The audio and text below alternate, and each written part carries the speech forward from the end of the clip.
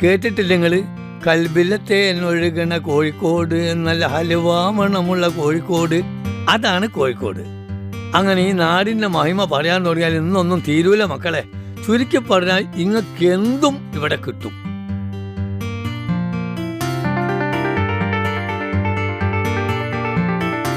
ഇനിയിപ്പോൾ നിങ്ങൾക്ക് എല്ലാം കൂടി ഒരു കൊടുക്കയിൽ വേണമെന്നാണെങ്കിൽ അതിനും വഴിയുണ്ട്.